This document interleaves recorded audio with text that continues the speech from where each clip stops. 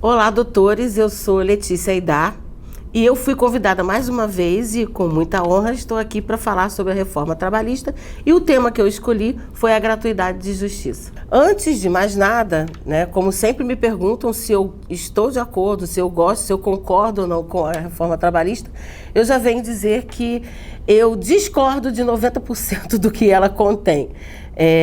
A maioria dos artigos, a maioria da reforma, do que se foi alterado, eu realmente não concordo. Mas como aqui a gente tem que eleger só um tema, então eu escolhi a gratuidade de justiça.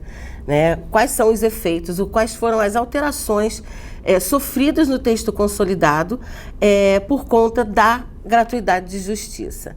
Bom, como todo mundo sabe, a gratuidade de justiça está prevista no artigo 5º da Constituição da República e ela garante acesso ao Poder Judiciário, ela garante o acesso ao Poder Judiciário e a possibilidade das pessoas demandarem gratuitamente, desde que comprovada a hipossuficiência.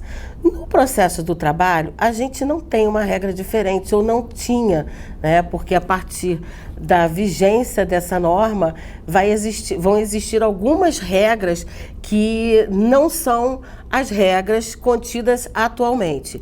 E eu digo, vai ficar um pouco mais difícil do trabalhador acessar, ou melhor, buscar no Poder Judiciário Trabalhista o que ele entende que lhe é devido. Inicialmente, a gente tem aqui para falar que o artigo 790 atual, ele trata da gratuidade de justiça e diz que os juízes, os tribunais, os órgãos do Poder Judiciário podem conceder a gratuidade de justiça a requerimento ou de ofício aquela parte que receba salário igual ou inferior ao dobro do mínimo legal e declarem, sob as penas da lei, que não estão em condições de pagar as custas do processo sem prejuízo do sustento próprio ou da sua família.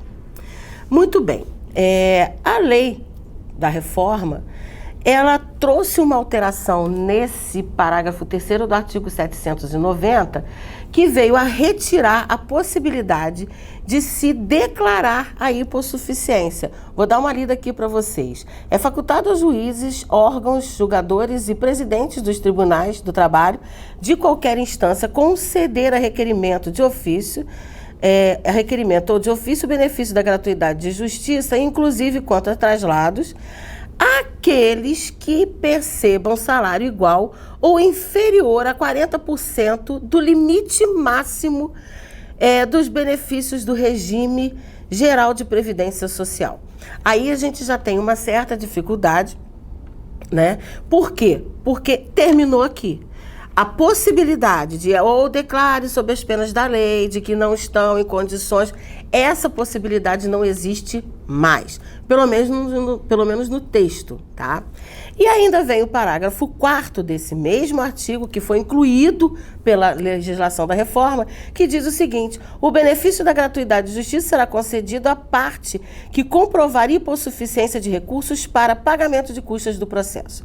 Bom, aquela situação de que a hipossuficiência era presumida, que o trabalhador é realmente a parte mais fraca dessa relação, me parece ter desaparecido no novo texto consolidado, pelo menos no que diz respeito a isso, tá? Coisa, inclusive, que no parágrafo 3º do artigo 99 do CPC, a gente não encontra, porque, veja bem, parágrafo 3º diz que presume-se verdadeira a alegação de hipossuficiência deduzida exclusivamente por pessoa natural. Então, uma coisa que hoje em dia, uma situação que hoje em dia existe na CLT, vai acabar, e no CPC, que é uma norma processual comum, vai continuar existindo. Bom, eu acho que isso é uma certa incoerência. Passando aqui, a gente tem aí meio que uma salvação do próprio TST, que editou a súmula 463 e disse que ele editou antes mesmo da entrada em vigor dessa reforma, antes mesmo da sanção.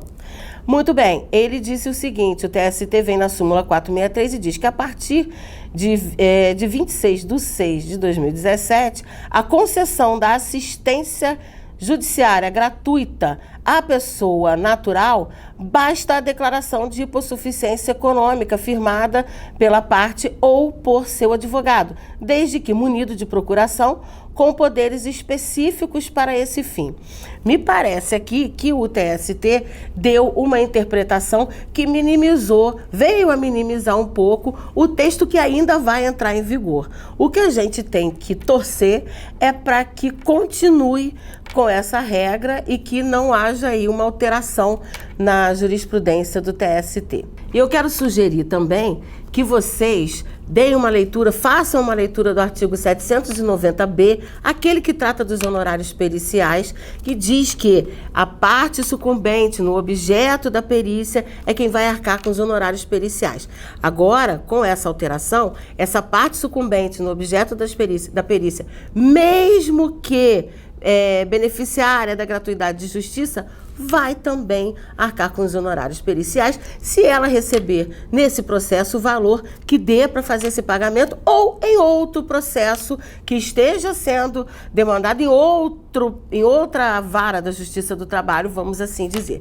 Também lembrar vocês do que consta no artigo 844, parágrafo 2º, que foi incluído pela norma alteradora, né, pela norma reformadora, que diz o seguinte, que arcará com as custas do processo aquele reclamante que faltar à audiência se não comprovar em 15 dias o motivo pelo qual não compareceu à audiência. E esse pagamento, mesmo que beneficiário da gratuidade de justiça, e esse pagamento fica condicionado a uma futura reclamação trabalhista, a uma futura ação.